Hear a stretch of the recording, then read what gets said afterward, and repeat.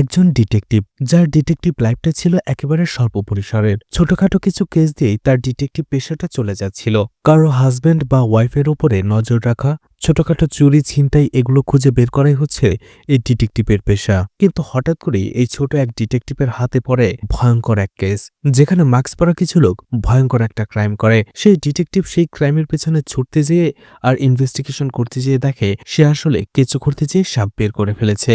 আর এরপরেই বের হয়ে আসে একের পর এক ভয়ঙ্কর টুইস্ট। তো কি ছিল সেই টুইস্ট, আর শেষ পর্যন্ত এই কেসটা কিভাবে সমাধান হয়েছিল, আর সেই ডিটেকটিভেরই কি পরিণতি হয়েছিল, সেটাই দেখানো হবে আজকের গল্পে। তো আজ এক্সপ্লেন করতে যাচ্ছি 2025 সালে মালায়ালাম ভাষায় মুক্তি পাওয়া সাসপেন্স থ্রিলার মুভি মাস্ক। তো hi guys, welcome to my channel ফিল্মের গল্প। এমন নতুন আরো সাধারণ সব মুভি আর ওয়েব সিরিজের এক্সপ্লেনেশন বাংলা দেখতে চাইলে চ্যানেলটিকে সাবস্ক্রাইব করে রাখতে পারেন।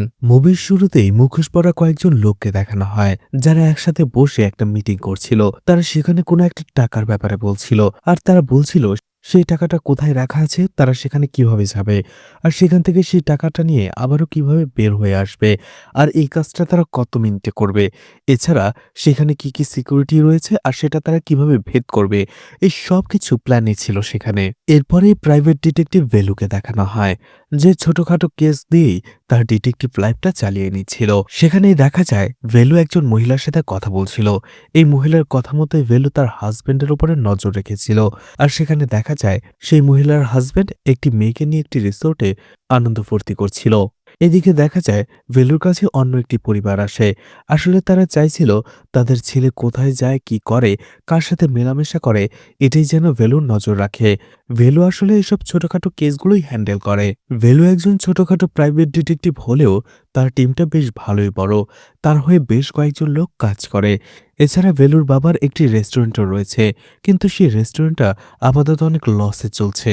আর ভেলু তার বাবার রেস্টুরেন্টে মাঝে মধ্যেই যাওয়া আসা করে। এরপরেই ভূমিকে দেখানো হয়। এই ভূমি মেয়েদের একটি এনজিও চালায়।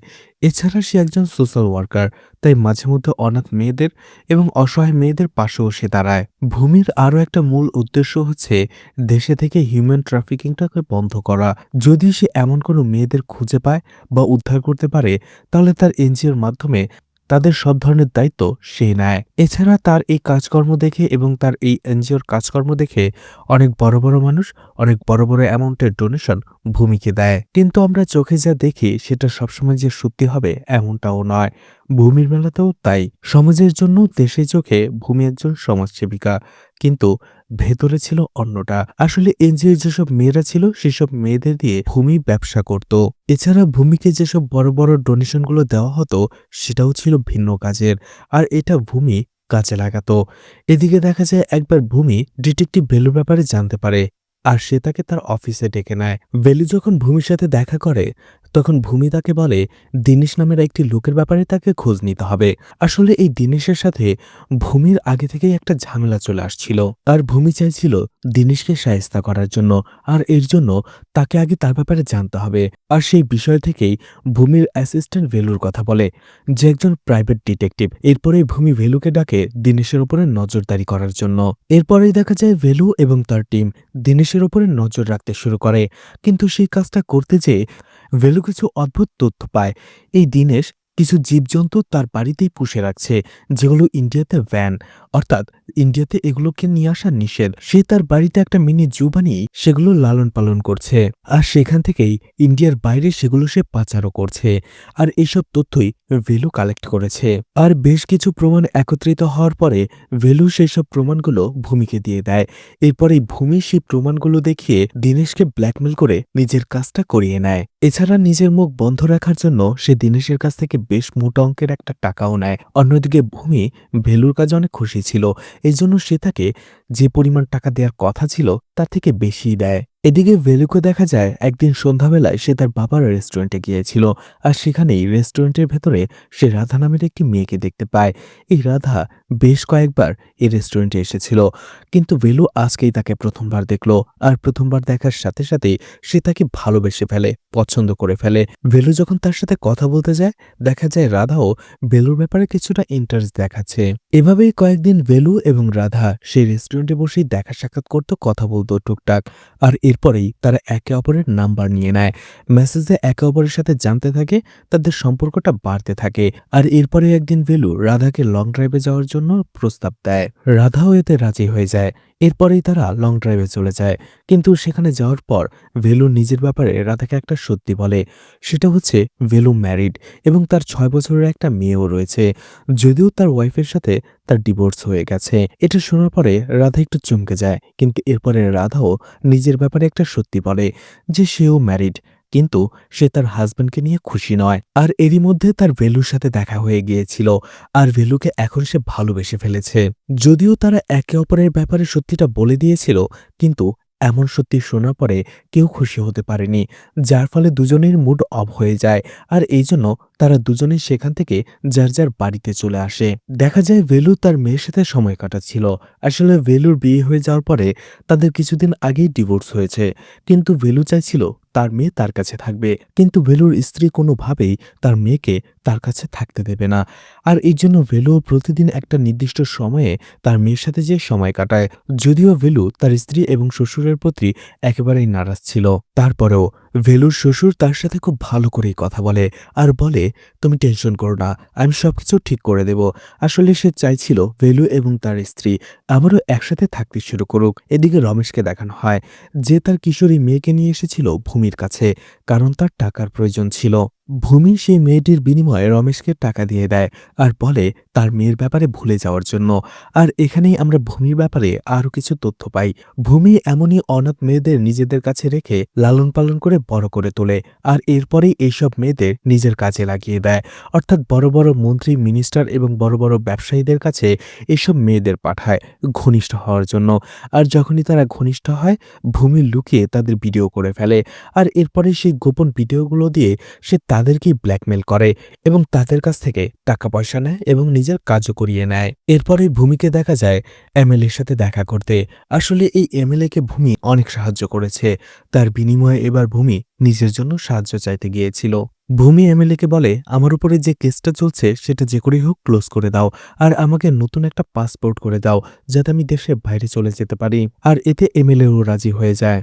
এরপরেই ফাইন্যান্সার মতি দেখা করতে আসে ভূমির অ্যাসিস্ট্যান্ট অনিতার সাথে। মতি সেখানে অনিতাকে ভেলুর বাবার রেস্টুরেন্টের কথা বলে। মতি বলে, কয়েক বছর আগে ভেলুর বাবা আমার কাছে ওই রেস্টুরেন্টের জন্য কিছু টাকা ধার নিয়েছিল, কিন্তু এখনো পরিশোধ করতে পারেনি। আর আমি চাইছি সেই টাকাগুলোর পরিবর্তে আমরা যদি সেই রেস্টুরেন্টটা দখল করে নিই তাহলে অনেক ভালো হবে, কারণ সেই রেস্টুরেন্টটার দাম অনেক বেশি। এছাড়া সেই রেস্টুরেন্টটাকে আমরা যদি ভেলুর বাবার কাছ থেকে নিয়ে ভালোভাবে ডেভেলপ করি তাহলে সেটা দিয়ে অনেক ভালো বিজনেস করা যাবে। এছাড়া রেস্টুরেন্টটা যে পজিশনে রয়েছে সেই জায়গাটারও চড়া দাম পাওয়া যাবে।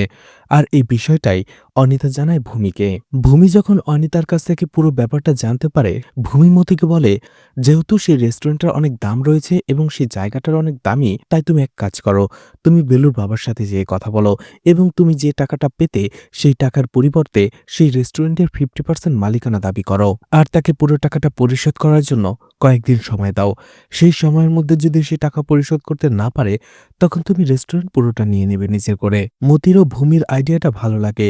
এরপরেই মতি চলে যায় বেলুর বাবার কাছে আর বলে, তোমাকে টাকা ধার দিয়েছি, অনেক সময় হয়ে গেছে, আমি আর অপেক্ষা করতে পারবো না।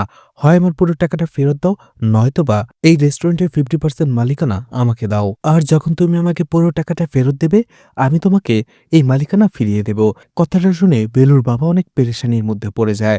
অন্যদিকে বেলুও সেখানে ছিল, সেও এই বিষয়টাও শুনতে পায়, কিন্তু তার কাছে এই বিষয়টা ভালো লাগে না। বেলু মতিকে বলে, তার কোনো দরকার হবে না, কারণ আমি তোমার উদ্দেশ্যটা বুঝতে পেরেছি। এরপরে ভেলু তার কাছে থাকা 8 লাখ টাকা সেই মতিকে দিয়ে দেয় আর বলে, বাকি টাকাটাও আমি কিছুদিনের মধ্যে তোমাকে ফেরত দিয়ে দেব, কিন্তু তারপরও এই রেস্টুরেন্টের মালিকানা আমি তোমাকে দেব না। এদিকে মতিও ফেঁসে যায়, কারণ সে 8 লাখ টাকা ইতোমধ্যে পেয়ে গেছে। বাকি টাকাটাও সে কিছুদিনের মধ্যে পেয়ে যাবে বলেছে ভেলু, তাই তার কাছে আর কোনো অপশনই ছিল না। যার ফলে মতি বাধ্য হয়ে সেখান থেকে চুপচাপ চলে আসে। এর কিছুক্ষণ পরেই ভেলুকে কল করে রাধা এবং তার বাসায় যেতে বলে। রাধা ভেলুকে বলে, আমার হাজব্যান্ড এখন বাসায় নেই, তুমি তাড়াতাড়ি চলে এসো। কথাটা শুনে ভেলু অনেক খুশি হয়ে যায়। যদিও দুজনের মধ্যে একটু মান অভিমান ছিল, সেটা এক নিমিষেই দূর হয়ে যায়। ভেলু একটু দেরি না করে রাধার বাসায় চলে যায়। সেখানে তারা ঘনিষ্ঠ হতে শুরু করে। ঠিক তখনই রাধা তাকে জিজ্ঞেস করে ভেলু প্রিকশন বা কন্ডম এনেছে কিনা। ভেলু সেটা আনেনি, যার ফলে ভেলু প্রিকশন নেয়ার জন্য তাড়াতাড়ি দোকানে চলে যায়। কিন্তু ততক্ষণে আশেপাশের সবগুলো দোকানই বন্ধ হয়ে গিয়েছিল, যাতে ভেলু একটু আপসেট হয়ে যায়। ঠিক তখনই তার মনে পড়ে এই সময়টাতে সুপারমার্কেটগুলো অবশ্যই খোলা থাকবে। ভেলু সুপারমার্কেটে যে দেখতে পারে সেটা একেবারে বন্ধ হয়েই যাচ্ছিল, কারণ সেখানে সিকিউরিটি গার্ড শাটার নামিয়ে ফেলছিল। কিন্তু ভেলুর তখনই যে তাকে থামায় আর বলে তাকে যেন 2 মিনিট সময় দেয়, সে তার একটা জিনিস নিয়ে চলে আসবে। কিন্তু সিকিউরিটি গার্ড বলে তুমি এখন চলে যাও, কালকে সকালে এসো, আমি তোমার ভালোর জন্যই বলছি। কিন্তু ভেলু বলে আরে আঙ্কেল, আমার ভালোটা তখনই হবে যখন আমি যে জিনিসটা চাইছি সেটা পেয়ে যাব। আর এরপরেই ভেলু সিকিউরিটি গার্ডের বাধা না মেনেই ভেতরে চলে যায় সুপার শপের। তখনই ভেলু হতবাক হয়ে যায়, কারণ সেখানে কয়েকজন লোক সুপার শপে থাকা কিছু মানুষকে হোস্টেস বানিয়ে রেখেছিল। এইসব দেখার সাথে সাথে ভেলু সেই সিকিউরিটি গার্ডের দিকে তাকায়। সেই সিকিউরিটি গার্ড বলে হয়তো তোমার মৃত্যুটা এখানেই লেখা ছিল, তাই তুমি এখানে নিজে থেকে চলে এসেছো, আমার কথা শোনোনি। ভেলু সবকিছু দেখার পরে ভাবতে থাকে কেন সে সিকিউরিটি গার্ডের কথা শুনে সেখান থেকে চলে গেল না। এরপরেই সেখানকার লোকগুলো ভেলুকে খুবই সম্মানের সাথে বাকি কাস্টমারদের সাথে বসিয়ে দেয়। কিন্তু ভেলু তখনই বলে স্যার, আমি এখানে এসেছি শুধুমাত্র প্রিকশন নেওয়ার জন্য, আপনারা আমাকে যেতে দিন, আমি প্রিকশনটা নিয়ে এখান থেকে চলে যাব, এরপরে আপনারা আপনাদের কাজ করুন, আমি কাউকে কিচ্ছু বলবো না। তখন একজন মাস্কওয়ালা লোক বলে আরে শোনো, এখন আমাদেরই প্রিকশন দরকার, তাই তুমি কেন, এখান থেকে আমাদের কাজ শেষ হওয়ার আগ পর্যন্ত কেউ যেতে পারবে না। ভেলু তখন ভাবতে থাকে এই সুপার শপে এরা কি এমন মূল্যবান আছে যে হোস্টেস করে তারপরে লুটপাট করবে। তখনই সেই সব লোকদের কাছ থেকে আমরা জানতে পারি আসলে এই সুপার শপটা ভূমির, আর এমিলের কাছ থেকে সে যে টাকাটা নিয়েছিল সেই পুরো টাকাটাই এখানে লুকিয়ে রেখেছিল, আর সেই টাকাটা লুট করার জন্যই এই মাস্কম্যানরা এখানে এসেছে। এর কিছুক্ষণ পরে মাস্ক পরার লোকগুলোর মধ্যে একজন এসে বলে আমাদের কাজ হয়ে গেছে, আমরা যা নেয়ার নিয়ে নিয়েছি, এছাড়া আমরা এখানকার সব সিসিটিভি ফুটেজ ডিলিটও করে দিয়েছি, আর আপনাদের যেহেতু আমরা এখানে বসিয়ে রেখেছিলাম সেটার জন্য দুঃখিত, আর সেটার বিনিময়ে আপনারা চাইলে এই সুপার শপ থেকে যার যেটা ইচ্ছে নিয়ে যেতে পারেন, কারো কোনো টাকা দিতে হবে না।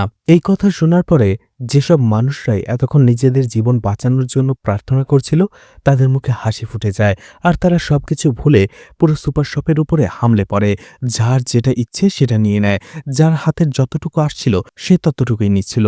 এদিকে ভেলু ছিল তার চিন্তায়, সে খুঁজে বেড়াচ্ছিল সে প্রিকশন। তখনই একজন মাস্কওয়ালা লোক সেখানে চলে আসে আর তাকে একটি স্ট্রবেরি ফ্লেভার দেয়। ভেলু তাকে ধন্যবাদ দিয়ে সেখান থেকে খুব তাড়াতাড়ি চলে আসে, আর রাধার কাছে আসতেই রাধা তাকে বলে তোমার এত লেট কেন হলো। কিন্তু ভেলু সুপার শপের কোনো ঘটনাই রাধাকে বলে না। ভেলু শুধু বলে সব ফার্মেসিগুলো বন্ধ হয়ে গিয়েছিল, তাই এগুলো আনতে আমাকে সুপার শপে যেতে হয়েছে, এই জন্য একটু লেট হয়ে গেছে। রাধা ভেলুকে নিয়ে বেডরুমের দিকে যেতে শুরু করে। ঠিক তখনই রাধার বাসার কলিং বেল বাজে। এটা শুনে রাধা আঁতকে ওঠে যে এই সময় আবার কি আসলো। তারপর রাধা বেলুকে একপাশে লুকিয়ে রেখে দরজার ডোরহোল দিয়ে দেখে কে এসেছে, কিন্তু সেটা দেখতেই প্রচন্ড ভয় পেয়ে যায় রাধা, কারণ দরজার বাইরেই দাঁড়িয়েছিল তার হাজবেন্ড। যাই হোক, রাধা অনেক সাহস নিয়ে দরজা খোলে এবং তার হাজবেন্ডকে জিজ্ঞেস করে আপনার তো 3 দিন পরে আসার কথা ছিল, এত তাড়াতাড়ি কি করে। রাধার হাজবেন্ড বলে আরে যে কাজটা করতে গিয়েছিলাম সেটাই হয়নি, তাই চলে আসতে হয়েছে। এরপরেই রাধার হাজবেন্ড যখন ফ্রেশ হওয়ার জন্য ওয়াশরুমে যায়, ঠিক তখনই রাধা ভেলুকে ইশারা দিয়ে তাড়াতাড়ি সেখান থেকে চলে যেতে বলে। ভেলু যখনই সেখানে যাবে ঠিক তখনই তার চোখ পড়ে রাধার হাজবেন্ডের আনা ব্যাগের উপরে, যেটার এক সাইডে একটা মুখোশ সে দেখতে পেয়েছিল, আর ঠিক একই রকম মাস্ক পরে সুপার শপে সেই লোকগুলো সেখানে ডাকাতি করেছিল। ভেলুর আর বুঝতে বাকি নেই সুপার শপে যারা ডাকাতি করেছে তাদের মধ্যে একজন রাধার হাজবেন্ডও ছিল।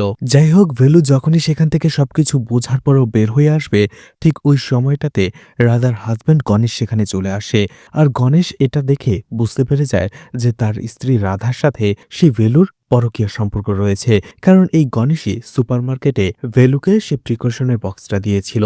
গণেশ এরপর প্রচন্ড রেগে যায় আর সাথে সাথে গান নিয়ে রাধার দিকে তাক করে, বলে আমি তোমাকে কতটা ভালোবেসেছি আর তোমাকে কতটা বিশ্বাস করেছিলাম, কিন্তু তুমি কি করলে, আমাকে ধোঁকা দিলে, আমার তোমাকে দরকার নেই। সাথে সাথে রাধাকে গুলি করে মেরে ফেলে সেখানে। এরপরেই গণেশ ভেলুকেও মারার জন্য গান ত্যাগ করে, কিন্তু তখনই পা পিছলে গণেশ পড়ে যায় এবং তার মাথায় আঘাত। এবং তার মাথায় আঘাত পায়।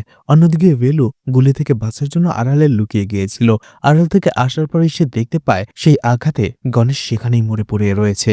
সবকিছু ঘটে যাওয়ার পরে বেলু ভাবে আমি তো এখানে রোমান্স করার জন্য এসেছিলাম, কিন্তু এখানে তো পুরো একটা ক্রাইম সিন হয়ে গেল। এখন সে কি করবে? যাই হোক, সেখান থেকে যখনই সে চলে আসবে তখনই সে দেখতে পায় রাধার হাজব্যান্ড যে ব্যাগটা নিয়ে এসেছিল সেটা ভর্তি টাকা ছিল। আর বেলুর এটা বুঝতে বাকি থাকে না যে গণেশ এই টাকাগুলো সেই সুপার শপ থেকেই চুরি করে নিয়ে এসেছিল।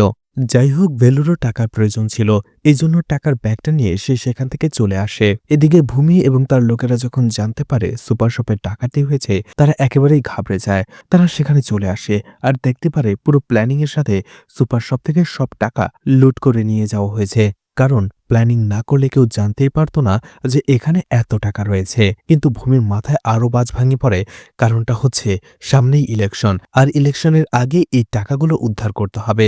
এগুলো এমএলএর টাকা ছিল, আর এমএলএ এই টাকাগুলো ইলেকশনে খরচ করার জন্যই রেখেছিল। এদিকে পরের দিনই পুলিশ চলে আসে রাধার বাসায় আর ক্রাইম সিনটা পর্যবেক্ষণ করে লাশ দুটো পোস্টমর্টমের জন্য পাঠিয়ে দেয়। এদিকে দেখা যায় সে পুলিশদের মধ্যে একজন ছিল ভেলুর বন্ধু। ভেলু তার সেই বন্ধুকে কল করে আর গত রাতে তার সাথে যা যা হয়েছে পুরো বিষয়টা খুলে বলে। সেই ছেলেটি বলে, আর তুই এটা কি করেছিস? যাই হোক, বাদ দে, আমি পুরো বিষয়টা সামলে নেব।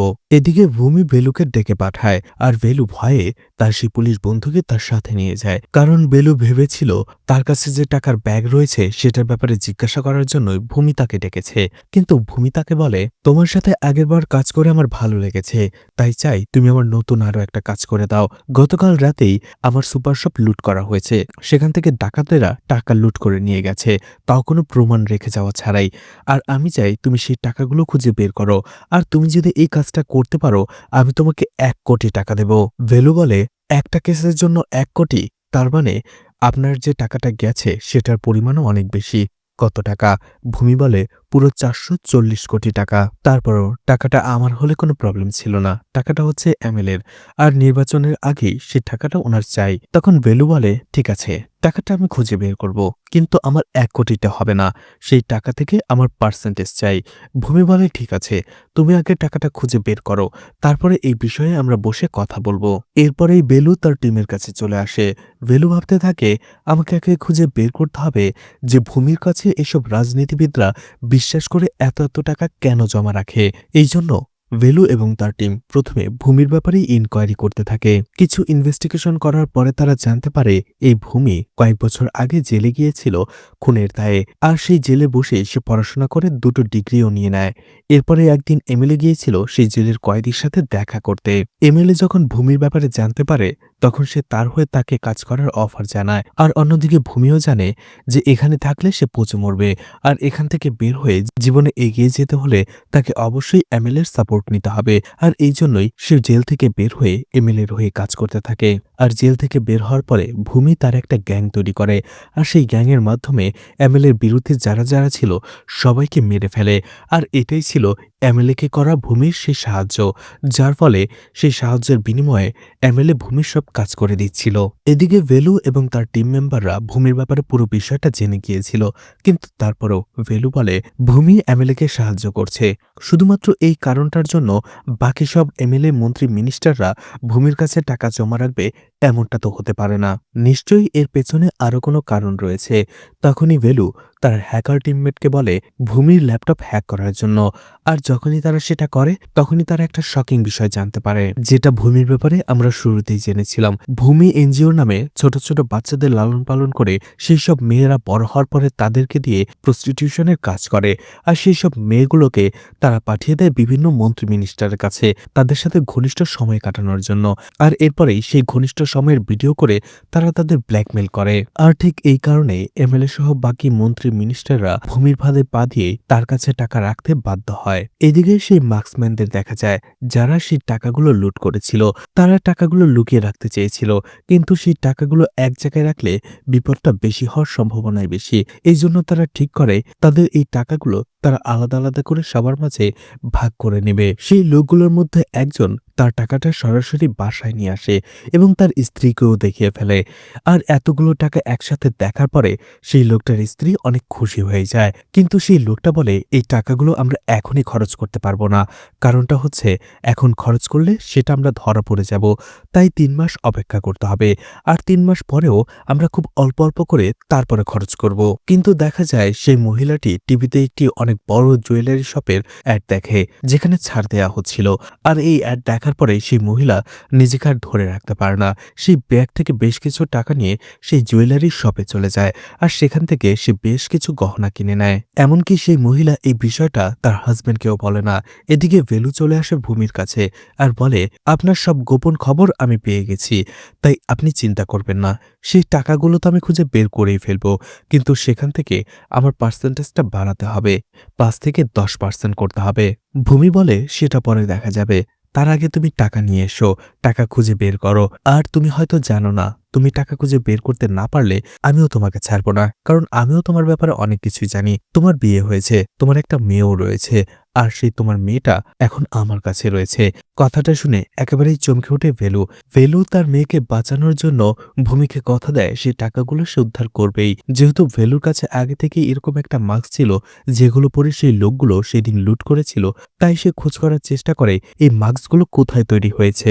তখনই তারা সূত্র ধরে খোঁজ পায় এই মাস্কটা একজন কলেজ স্টুডেন্ট বানিয়েছিল। তার ঠিকানা বের করে ভেলু চলে যায় তার সাথে দেখা করতে, এবং যখনই সেই কলেজ স্টুডেন্টকে সেই মাস্কের ব্যাপারে জিজ্ঞেস করে, সেই ছেলেটি তাদেরকে ফাঁকি দিয়ে সেখান থেকে পালানোর চেষ্টা করে। এরপরেই সেই কলেজ স্টুডেন্ট সেই লোকটার কাছে যায়, যে লোকটা টাকার ব্যাগটা তার স্ত্রীর কাছে রেখেছিল। সেই কলেজ স্টুডেন্ট লোকটাকে বলে, একজন লোক আমার কাছে এসেছিল আর সেই মাস্কের ব্যাপারে জিজ্ঞেস করেছিল। আর সেই লোকটা ভাবে হয়তো তার স্ত্রী সেই টাকাগুলো কোথাও খরচ করেছে, এই জন্য সেই টাকার হদিস পেয়ে সেই কলেজ স্টুডেন্টের কাছে তারা এসেছে। এদিকে দেখা যায় ভেলু সেই দিনকে সেই কলেজ স্টুডেন্টকে ইচ্ছে করেই পালাতে দিয়েছে, যাতে করে ভেলু তাকে ফলো করে পৌঁছাতে পারে যে সেই কলেজ স্টুডেন্টের সাথে আসলে এই চুরির পেছনে কারা কারা ছিল। আর ভেলুকে দেখা যায় সেই কলেজ স্টুডেন্টকে ফলো করে সেই লোকটারও পিছু নিয়ে নেয় সে। এদিকে সেই লোকটা তার স্ত্রীর কাছে চলে আসে এবং তাকে বকাঝকা করতে থাকে যে তাকে না বলে সে টাকাগুলো সে কেন খরচ করেছে। যখন সেই লোকটার স্ত্রী তাকে বলে যে সেই টাকা দিয়ে গহনা কিনেছে, সে প্রচন্ড রেগে যায় আর বলে, তোমাকে বলেছিলাম এই টাকাগুলো বের না করতে, আর এখন আমরা পুরোপুরি ফেঁসে যাব। ঠিক ওই সময়টাতে ভেলু এবং তার টিম সেখানে চলে আসে। ভেলু এবং তার টিম সেই লোক ছাড়াও তার দলের আরো কয়েকজন লোককে আটক করে ফেলে এবং তাদের মুখ থেকে অবশেষে শুনতে পারে তারা টোটাল ৮ জন মিলে সেই ৪০ কোটি টাকা লুট করেছিল। ভেলু জানত এরা সাধারণ চোর, ছোটখাটো চুরি করে, কোনো কারণ ছাড়াই এত বড় রিস্ক তারা নেবে না। এতগুলো টাকা চুরি করার রিস্ক তারা কোনো কারণ ছাড়া উঠাতেই পারে না। তাই ভেলু তাদের শক্তভাবে জিজ্ঞেস করে এই টাকা চুরির পেছনের তাদের আসল গল্প কি। তারা বলতে শুরু করে, কয়েক বছর আগে একটি হাউজিং বোর্ড কলোনি দেখানো হয়, আর সেই কলোনিতে টোটাল ৬৪টি পরিবার থাকত। তখনই একটি রিয়েল এস্টেট কোম্পানি সেই হাউজিং এ আসে আর সেই পরিবারগুলোর সামনে খুব ভালো একটা অফার রাখে। সেই কোম্পানির পক্ষ থেকে বলা হয় এখানে যে কলোনি রয়েছে সেটা ভেঙে ফেলা হবে, তার পরিবর্তে এখানে বিশাল বড় বড় লাক্সারিয়াস অ্যাপার্টমেন্ট তৈরি করা হবে। আর এখন কলোনিতে যাদের বাসা রয়েছে সেই লাক্সারিয়াস অ্যাপার্টমেন্টে তাদের প্রত্যেকের একটা করে লাক্সারিয়াস ফ্ল্যাট থাকবে। এছাড়া এই কাজটা যতদিন না পর্যন্ত কমপ্লিট হবে, প্রত্যেকটা পরিবারকে সেই কোম্পানির পক্ষ থেকে প্রত্যেক মাসে ৩০,০০০ করে টাকা দেওয়া হবে। এছাড়া অ্যাডভান্স হিসেবেও আমরা আপনাদের কিছু টাকা দেব। এই অফারটা সেই পরিবারগুলোর খুব ভালো লাগে, তারা এতে রাজিও হয়ে যায় এবং তারা সেই অনুযায়ী সেখানে ডকুমেন্টে সাইনও করে। কিন্তু কিছুদিন পরেই তারা জানতে পারে আসলে সেই কোম্পানিটা তাদের সাথে খুব বড় ধরনের একটা স্ক্যাম করেছে। এটা জানার পরেই তারা একেবারেই ভেঙে পড়ে। তারা সবাই মিলে কোর্টে যায় এর বিচার চাওয়ার জন্য। কিন্তু কোর্টে যখন কেস লড়া হচ্ছিল, তখন বিপক্ষ দলের উকিল তাদের সাইন করা সেই ডকুমেন্টগুলো আদালতে পেশ করে। সেখানে লেখা ছিল নামমাত্র দামে তারা সেই কলোনিটা সেই কোম্পানির হাতে বিক্রি করে দিচ্ছে, যার ফলে তাদের কেসটা একেবারেই দুর্বল হয়ে পড়ে। এছাড়া সেই কোম্পানি যে তাদের কলোনিতে এসেছিল এবং সেই সব অফারগুলো দিয়েছিল, সেটারও কোনো প্রমাণ সেই কলোনিবাসীর কাছে নেই, যার ফলে আদালতে তারা কোনো বিচারই পায় না। এছাড়া তখনই তারা জানতে পারে যে এই পুরো স্ক্যামের মাথা হচ্ছে সেই এমএলএ। তখনই তারা নিরাশ হয়ে পড়ে, বুঝতে পারে তারা এর কোনো প্রতিকার বা বিচার পাবে না। পরিবারগুলো একেবারেই পথে বসে পড়ে, কারণ সেই কলোনিটাই ছিল তাদের মাথা গোঁজার একমাত্র সহায় সম্বল। সেটা হারিয়ে তারা একেবারে পথের ফকির হয়ে যায়। তারা ভেবেই পাচ্ছিল না কি করবে, কার কাছে যে বিচার চাইবে। সেই সব পরিবারগুলোর মধ্যে ৯ জন লোক একত্রিত হয়, ৯টা পরিবার। আর তারা ডিসাইড করে যে করেই হোক তাদের সাথে এত বড় অন্যায় যে করেছে তাকে কোনোভাবেই ছাড় দেয়া যাবে না, সে যত বড় লোক হোক না কেন। তখনই তারা টিমে ভাগ হয়ে এমএলএর সব খোঁজখবর নিতে থাকে। তার কালো টাকা কোথায় আছে, কোন কোন কালো বিজনেস রয়েছে, সব ব্যাপারে খোঁজ নেয়। আর তখনই তারা জানতে পারে এমএলএর বিশাল পরিমাণ টাকা স্টোর করা রাখা আছে ভূমির কাছে। আর এই টাকাগুলো এবার ইলেকশনে সে খরচ করবে, মানুষের মধ্যে বিলিয়ে দেবে। আর এই টাকাগুলো ভূমির সুপারমার্কেটে এখন রয়েছে। আর তারা এরপরে পুরো প্ল্যান করে ভূমির সেই সুপার স্টোর থেকে টাকাগুলো লুট করে নেয়। আর ইতোমধ্যে তাদের মধ্য থেকে একজন লোক মারা গেছে, গণেশ, রাধার হাজবেন্ড। সবকিছু শোনার পরে ভেলু ভাবতে থাকে সত্যি এদের সাথে খুব অন্যায় হয়েছে, যেটা হওয়া উচিত ছিল না। আর এই জন্য সে তাদের কিছুই বলে না, বরং তাদের কোর্টের সামনে ছেড়ে দেয়, কারণ তাদের সেই কেসটা এখনো চলছিল। এরপরে ভেলুর কাছে যে টাকার ব্যাগটা ছিল সেটা নিয়ে সে চলে আসে ভূমির কাছে আর বলে ৯ জন লোক টাকা লুট করতে গিয়েছিল, তাদের মধ্যে একজন মারা গেছে। আর তার কাছ থেকে এই টাকার ব্যাগ এবং মাস্ক উদ্ধার করা হয়েছে। আমি বাকি লোকগুলোর কাছ থেকেও টাকা উদ্ধার করার চেষ্টা করব, কিন্তু সেই টাকা আমি সত্যি উদ্ধার করতে পারবো কিনা সেটার কোনো গ্যারান্টি দিতে পারছি না। এরপরে সে ফাইন্যান্সার মতিকে দেখানো হয়। সে চলে এসেছিল ভেলুর বাবার কাছে তার বাকি টাকা নেয়ার জন্য এবং তাকে বিভিন্ন অপমানজনক কথা বলছিল। সেই সব কথাবার্তায় ইরিটেট হয়ে ভেলুর বাবা রাগ করে তার বাড়ির আলমারিতে যেসব টাকা ছিল পুরো টাকাটাই সে মতিকে এনে দেয়। মতি ভাবতে থাকে এতদিন চাওয়ার পরেও যে একটা টাকাও দিতে পারেনি, তার কাছে হুট করে এত টাকা কি করে আসলো। এখন ঘটনা হচ্ছে ভেলু তো সেই টাকার ব্যাগটা ভূমিকে দিয়ে দিয়েছে, তাহলে এত টাকা ভেলুর বাবা কোথা থেকে পেল? আসলে ভেলু যখন সেই টাকার ব্যাগটা তার বাবার রেস্টুরেন্টে এনে লুকিয়ে রেখেছিল সেটা তার বাবা দেখে ফেলেছিল, আর লুকিয়ে সেই ব্যাগ থেকে সে কিছু টাকা সরিয়ে রেখেছিল, আর সেই টাকাটাই সে মতিকে দিয়েছে। এদিকে ভূমির স্টোর থেকে যে টাকা চুরি হয়েছিল এই বিষয়টাও মতি জানত। এছাড়া এই কেসটা যে ভেলুই ইনভেস্টিগেশন করছে এটাও সে জানত, আর এই জন্যই তার সন্দেহ হয়।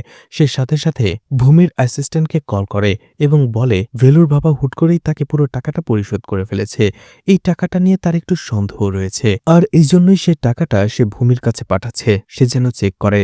টাকা আসার পরে ভূমির লোকেরা যখন সেই টাকাগুলো চেক করে তারা জানায় এই টাকাগুলো তাদেরই। ভেলু যে টাকাগুলো ফেরত দিয়েছে সেই নোটের সিরিয়াল নাম্বারগুলো এই নোটের সিরিয়াল নাম্বারের সাথে মিশে যায়। আর এই জন্য তারা বুঝতে পারে যে হয়তো সেই সুপার স্টোর থেকে যারা টাকাগুলো লুট করেছে তাদের মধ্যে একজন ভেলুও। এই জন্য ভূমির সাথে সাথে ভেলুকে কল করে একটা জায়গায় যেতে বলে, আর ভেলু তার সাথে তার সেই পুলিশ বন্ধু রাকেশকেও সেখানে নিয়ে যায়। কিন্তু সেখানে নিয়ে যাওয়ার পরে ভেলু এবং তার বন্ধুকে ভূমির লোকেরা আটক করে ফেলে এবং সেই টাকা ফেরত দিতে বলে, নয়তোবা তারা রাকেশকে মেরে ফেলবে। এতে ভয় পেয়ে যায় ভেলু। ভেলু বলে যে করেই হোক আমি তোমার টাকা খুঁজে বের করব, কিন্তু আমার বন্ধুকে ছেড়ে দাও। ভূমি তখন তার লোকদের বলে ভেলুর বন্ধু রাকেশকে ছেড়ে দেওয়ার জন্য। সেই কথা মতো রাকেশকে যখন ছেড়ে দেওয়া হয় আর সে যখন সেখান থেকে চলেই যাচ্ছিল তখনই ভূমির লোক তাকে গুলি করে আহত করে ফেলে, আর ভেলুকেও তারা মারধর করে। ভূমি সেখানে চলে আসে আর ভেলুকে বলে তোমার কি আমাকে পাগল মনে হয়, এখনই বলো সেই টাকাগুলো কোথায় রেখেছ। আর ঠিক তখনই সেখানে একটা টুইস্ট চলে আসে, কারণ সেখানে তখন হুট করে ভেলুর শ্বশুর চলে আসে। ভূমি তাকে জিজ্ঞেস করে তুমি কে আর এখানে কেন এসেছ। ভেলুর শ্বশুর বলে আমি ভেলুর শ্বশুর, আর আমি তাকে আমার সাথে নিয়ে যেতে এসেছি। ভূমি বলে তোমার জামাই আমার ৪৪০ কোটি টাকা লুট করে মেরে দিয়েছে, আমি তো ওকে এত সহজে যেতে দেব না। তখনই ভূমির শ্বশুর বলে সেই টাকাটা ভেলু লুট করেনি, বরং আমি লুট করেছি। অর্থাৎ সেই ৬৪টি পরিবারের মধ্যে ভেলুর শ্বশুরের পরিবারও ছিল, আর ভেলু এটা জানত, কারণ যখন সেই লোকগুলোকে সে কোর্টের সামনে ড্রপ করেছিল সেখানে সে তার শ্বশুরকেও দেখেছিল। ভেলু তখন তার শ্বশুরকে জিজ্ঞেস করেছিল সেইখানে কি করছে, তখন ভেলুর শ্বশুর সবকিছু স্বীকার করে নেয় যে সেই লোকগুলোর মধ্যে একজন যারা ভূমির টাকাগুলো লুট করেছে, যাতে করে সেই এমএলএকে আমরা শিক্ষা দিতে পারি। আমরা বেশ কিছুদিন ধরে সেই এমএলএর উপরে নজর রাখছিলাম, সে কোথায় যায়, কি করে, কার সাথে ওঠা বসা করে, তার টাকাগুলো কোথায় রাখা আছে সব খোঁজ খবর নিয়েছিলাম। আর যখন আমরা জানতে পারলাম ভূমি ভূমির সুপার শপেই এমএলএ তার টাকাগুলো লুকিয়ে রেখেছে, তখন আমরা পুরো প্ল্যানিং করে সে টাকাগুলো লুট করে নেই। পুরো বিষয়টা জানার পরে ভূমি একটু অবাকই হয়। সে ভেলুর শ্বশুরকে বলে, আমার টাকাগুলো ফেরত দাও আর তুমি তোমার জামাইকে নিয়ে এখান থেকে চলে যাও। তখনই ভেলুর শ্বশুর হাসে আর বলে, আমি এখানে এসেছি টাকা ফেরত দিতে নয়, বরং তোমাদের মেরে আমার জামাইকে উদ্ধার করতে। এই কথা শুনে ভূমি এবং তার লোকেরা প্রচন্ড হাসতে থাকে। তারা ভাবে হয়তো এই লোকটা বেশি টাকার মুখ দেখে পাগল হয়ে গেছে। ঠিক তখনই কিছু লোক ভূমি এবং তার টিমের উপরে গুলি করতে শুরু করে। আর এই লোকগুলো ছিল ভেলুর শ্বশুরের টিম, সেই মার্কসম্যান। আসলে ভেলুর শ্বশুরের ছোট্ট একটা ফ্যাক্টরি ছিল, অস্ত্র তৈরির ফ্যাক্টরি। আর সেই ফ্যাক্টরিতে এরা কাজ করত, যার ফলে অস্ত্র চালানোটা তারা খুব ভালোভাবেই জানে। সেখানে সেই অতর্কিত হামলায় ভূমির সব লোকেরাই মারা যায় এবং একটা সময় তারা ভূমিকেও মেরে ফেলে। আর অবশেষে ভেলু এবং তার বন্ধুকে খুব সাবধানে সেখান থেকে নিরাপদে উদ্ধার করে নিয়ে আসে। এরপরেই কয়েকদিন পরের ঘটনা দেখানো হয়, যেখানে ভেলু চলে যায় এমএলএর কাছে এবং তাকে তার একটি প্রাইভেট ভিডিও দেখায়, যেটা ভূমির ল্যাপটপ থেকে তারা পেয়েছিল। এমএলএকে সে ভিডিওটা দেখে ব্ল্যাকমেল করায় আর বলে তাদের সাহায্য করতে।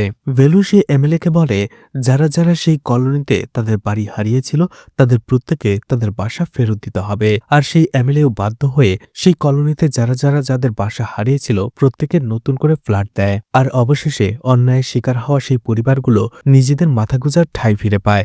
আর এখানে মুভিটি শেষ হয়ে যায়। তো আপনাদের কাছে মুভিটি কেমন লেগেছে কমেন্ট করে জানাতে পারেন। আর মুভিটা ভালো লাগলে লাইক কমেন্ট শেয়ার করে পাশে থাকতে পারেন। তো আজকের মতো বিদায় নিচ্ছি। আবারও দেখা হবে নতুন কোনো মুভি বা ওয়েব সিরিজ নিয়ে। ততক্ষণ পর্যন্ত ভালো আর সুস্থ থাকবেন সবাই। আজকের মতো বিদায় নিচ্ছি। আল্লাহ হাফেজ।